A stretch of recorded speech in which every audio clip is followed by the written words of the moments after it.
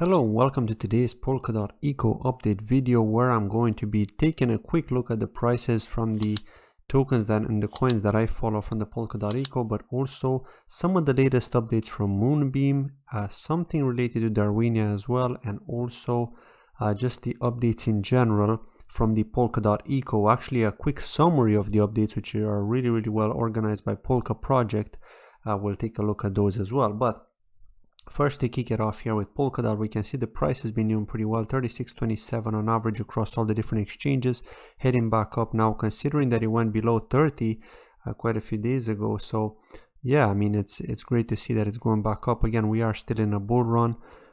The bull market is helping, right? We're not gonna see humongous dips. Even if we see dips, they're just like small pullbacks. But with everything that's to come with Polkadot, unless Bitcoin takes a humongous plunge to say, I don't know, 40,000 or 30,000, we're unlikely going to see the alts suffer. So the alts should do pretty well in this bull run, as long as Bitcoin holds. Even if it's stable, it doesn't necessarily need to pump above the 55k 60k range, but as long as it's stable around that for a while, the alts will have their shot as updates are coming. And the next one I want to talk about is Kusama, which actually went to $540, which is absolutely amazing. It surpassed every expectation that people have had in the last couple of months. Nobody saw this coming, especially considering that this coin was trading at under $1 on that huge dip back on the 13th of March 2020. It was like 85 cents or so. So it's absolutely amazing to see this humongous run up of over 500x for Kusama in just over a year. Just over a year of holding Kusama, and that's 500x. So there's only one guy in my community who's been holding for so long. He got in really early, but the majority of people got in later, right? Not everyone got in early, and not everyone that got in early has held for so long, right? And you may be thinking, well, 1 year is not so long. Well, in crypto it is, really, because people are not patient. If they see a 10x, they're gonna sell. I'm not too patient either, right? If like even with a 3x, that's still a good gain, right? But nobody saw this coming. 500x is amazing with Kusama, and I think there's still room to grow. Just because even with a 4 billion market cap, just because the parachain auctions that are going to start first are going to be on Kusama and then on Polkadot. So there will be hype with Kusama for sure. People are still accumulating ahead of these parachain auctions. Now Chainx is doing well as well, 15.62. It touched $18 twice, so I'm not complaining. It's doing really well. I do think it's going to break $20 on the next run up. Now it's on this pullback, but what's interesting is that the pullback is at the all-time high, at the last time all-time high that we had, and not too long ago. Like when was it? I think it was in February. Yeah, it was mid-February when we had that new all-time high, like real all-time high, because I know that somebody was saying to me that on Hotbit or Gate there was a humongous spike to like $15 or $16 back in 2020, but it doesn't really count because the liquidity is so thin there that you can't really say that's a new all-time high. And if you're gonna say that, then you might as well consider the KuCoin all-time high at $97 when it started trading. But who actually bought it? I think nobody, right? Because at the end of the day, it's bots kicking it off in the first few seconds, and then it's actual traders that are able to place in the trades, and that's why the price tends to stabilize around the $15 range. But yeah, it's great to see that. Like, it tested $18 twice, exactly $18. It went back down. So once we break $18, we should hopefully see over 20. And as the parachain auctions are getting closer and closer, and of course the airdrop for PCX holders, if you hold PCX in your wallet, the dapps.chainx.org.uk wallet or Math wallet, or if you stake on the wallet, you will qualify for the KSX airdrop. We do not know when that's going to be exactly. We just know it's going to be announced when the Kusama parachain auction starts, because if SherpaX, the experimental network for Chainx, successfully binds as a parachain to Kusama, then all PCX holders will get the airdrop, right? It's as simple as that. It's not necessarily going to be on a 1-to-1 ratio. It could be like 0.9 to 1 ratio. So for example, for every 1 PCX, you'll get 0.9 KSX. But it could also be one KSX for 1 PCX. So it all depends on when it happens. If it happens after the halving, it seems like it likely could happen after the halving, which is due at the end of May, just because the Kusama parachain auctions are not moving too fast, and they need to give a 14-day notice, as per the interview that I've had with Dan Reeser on this channel, the VP of Akala and Karura, who also helped launch Polkadot and Kusama.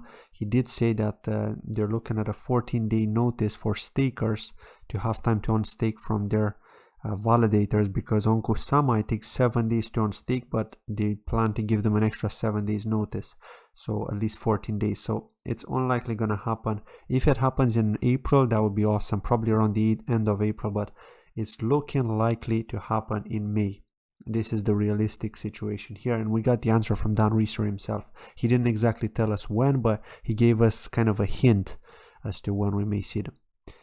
Now, Darwinia's KTON has been doing very well as well. I mean, it actually went to $400 yesterday because a bot went and bought like 200, just over 200 KTON. You could see that on DEX Tools. If you go on dextools.io and search for KTON, you will see that transaction from last night where the bot bought like over 200 KTON, but the bot then sold as soon as another person bought like 2 ETH worth of KTON. So unfortunately, that person ended up at a quite a big loss, to be honest, in terms of financial loss, assuming that they're going to sell, if they're going to panic sell. But if that person bought with the hope that they're going to hold until, you know, long term, for example, until the price gets to say 500, 1000, whatever their target is, then it doesn't matter, right? But still, nevertheless, it does hurt to see that a bot can play you like that on Uniswap. And that's why I tell people MXC is the safer one. I know that Uniswap is decentralized and all, but the bots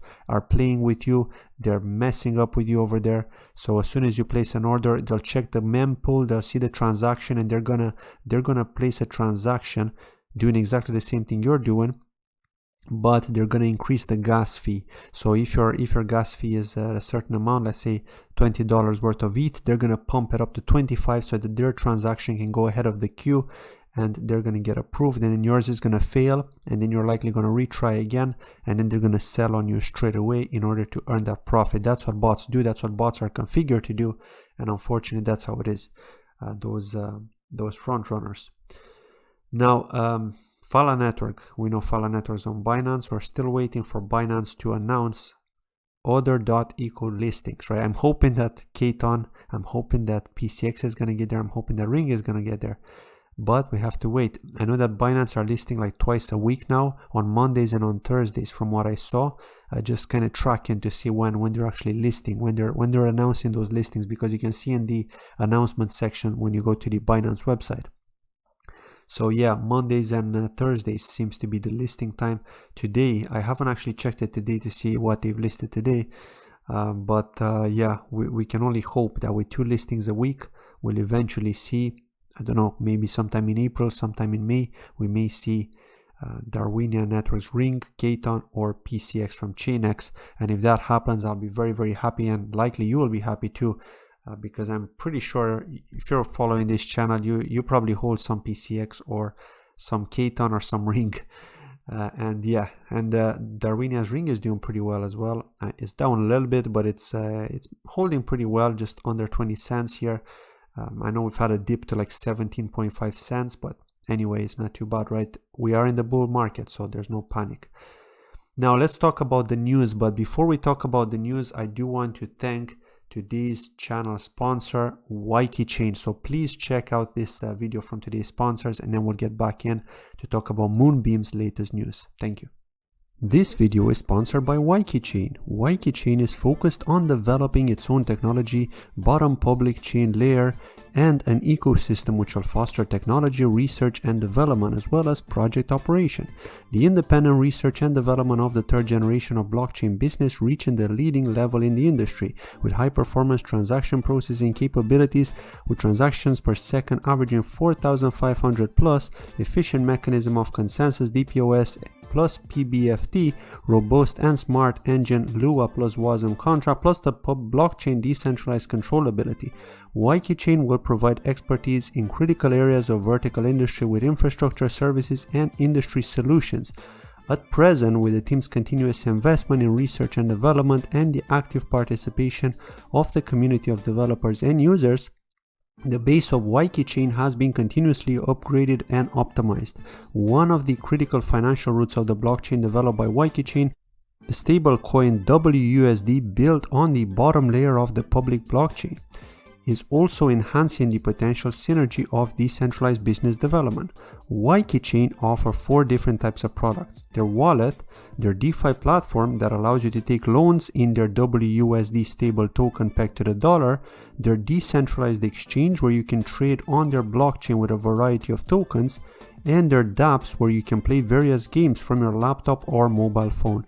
Their coin WICC has also been around since early 2018 and has been around throughout the bear market. Their market cap is around $83 million with 220 million coins as the total supply. Now, the Waykichain team has a strong foundation of high-performing business-minded professionals with excellent team ethic and proven track record in numerous projects in various industries.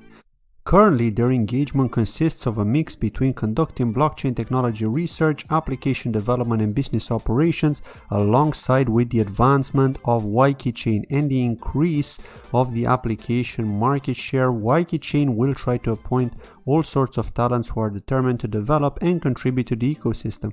Check them out on waykichain.com. The link can be found in the description of the video or the pinned comment. Yeah, thank you for watching that. So to continue on here and talk about Moonbeam's latest news. So this is actually huge for Moonbeam. I have been pretty bullish on Moonbeam, even though I can't buy it. Just checking out what they're actually doing. Ever since I've done that review of Moonbeam, seeing that they're trying to bring smart contracts from Ethereum over to Polkadot in a very, very simple way, because it's literally just a config change. That's how easily it is to port over from Ethereum to Polkadot using Moonbeam's smart contracts functionality. And the fact that they've got funding to fund companies and now they're receiving funding themselves, that's huge. And aside from that, the biggest news here, and we'll take a look at this article, Moonbeam's Pure Stake raises $6 million ahead of Parachain launch on Polkadot. And the company behind Moonbeam and Moonriver is called Pure Stake, in case you don't know. So they're just reiterating it here. And the funding round was led by CoinFund and included participants such as Binance Labs, Parafy, Coinbase Ventures, etc. And what's really good here is that when you see Binance Labs investing and when you see Coinbase Ventures investing, that's a sign of a humongous run-up, which Moonbeam is going to see here, because I do strongly think that Binance are going to list Moonbeam, the Glimmer token. So just imagine the absolute demand that we're gonna see when River or Glimmer are going to be available to be bid for in order to help the networks bond as parachains, right? So just imagine like that, the hype, especially now knowing that Binance has invested, Coinbase Ventures has invested. I don't have high hopes that Coinbase are going to list Glimmer or River straight away, because Coinbase have not listed DOT, and DOT is the giant, right? DOT is a giant no matter how you look at it. Look on CoinMarketCap how high up in the ranks it is, and Coinbase have not listed DOT. They've just recently listed ADA from Cardano, maybe because they've had a lot of pressure from the community, and the Cardano community is huge. But yeah, DOT is not listed, so I do not think that we're going to see Glimmer listed. Unlikely to see it happening this year. If we see it this year, it's going to be a miracle. But I am very positive that Binance are going to list Glimmer and River, or at the very least Glimmer. But I think they're going to list River as well, because they've invested in the company itself. So it's in their interest to invest or to list the tokens that they've invested in, right? It's a bit common. It's a bit of a common sense here if you think about it logically, right? And yeah, so the latest Pure Stake round comes as the Polkadot ecosystem starts gearing up for the Parachain auctions. Though most Parachain candidate projects initially expected a release between Q1 and Q2 of this year, Moonbeam is planning for a Q3 2021 launch. The Parachain auction process will be first conducted on Kusama, where Moonbeam is launching a sister network called Moonriver, with auctions on the main Polkadot chain expected soon afterwards. So yes. And if you're interested to find out a bit more here, do read this article. But yeah, nevertheless, I just wanted to tell you this and share this with you. And I do think we're going to see a Binance listing, as simple as that. And if you're interested to read about Moonriver, the Kusama implementation of Moonbeam Network, there is an article on their Twitter page. actually further up here, if you scroll up and just read this article, it's this one here where they're basically explaining how Moonriver is going to work, how the Moonriver smart contract platform is going to work, and what to expect from it, and how it's going to serve as a canary network, and why it's a second network, and so on. And also the crowd loan, talking about the crowd loan. Now they are planning to do, I don't know about Moonriver, but Moonbeam are planning to do a 2-year lease. So the fact that the minimum that you can bid for is a 2-year lease, it means that your DOT is going to be locked up for 2 years, and you're obviously going to get a certain amount of glimmer. But it's just something to keep in mind, right? There will be projects like Akala have announced it, and also Moonbeam have announced it, that are going to take a bid for 2-year leases. And when they do that, then the community will pretty much have to bid for 2 years, because this is what the team want to get, right? So yeah, there will be obviously parachains that will do it for 6 months, and then in that case, then of course you can bid for less and lock your DOT for less. But I think the majority of the serious projects are going to be bidding for 2 years. And to move on here, actually, before we talk about the general news, because I do want to talk about that PolkaProject article, Darwinia have announced that they've actually successfully bid as a parachain on Rokoku testnet.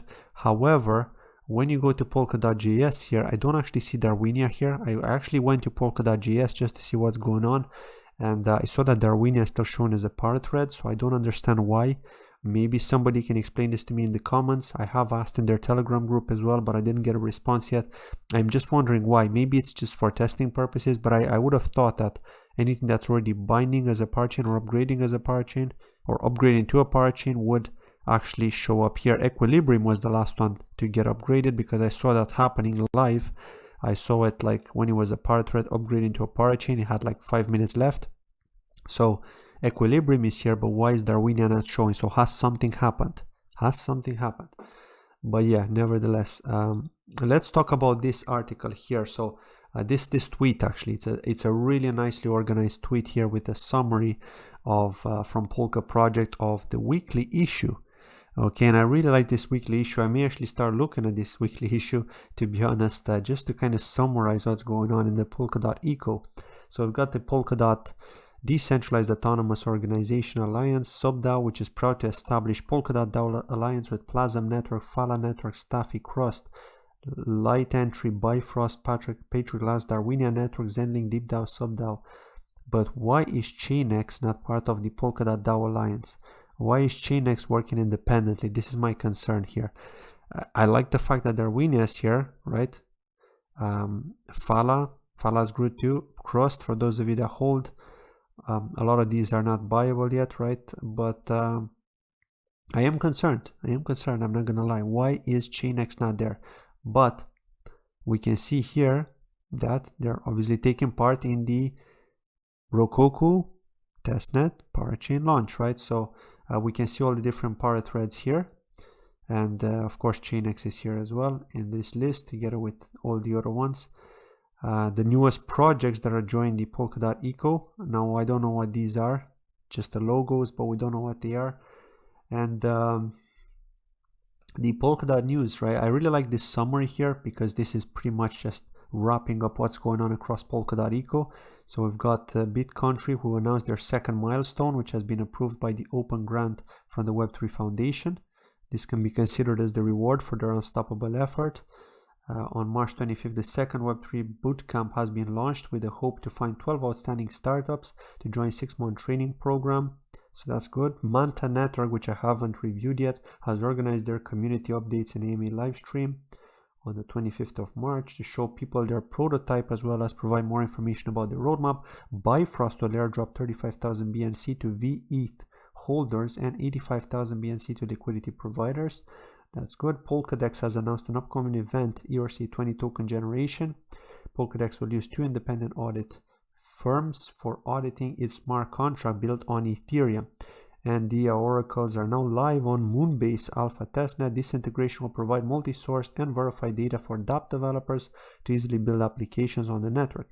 And Chainx launches XBridge testnet. The first phase of the testing the XBridge XBTC 2.0 has begun. Participating to win KSX X-Bridge will be deployed in Sherpa X first in the future.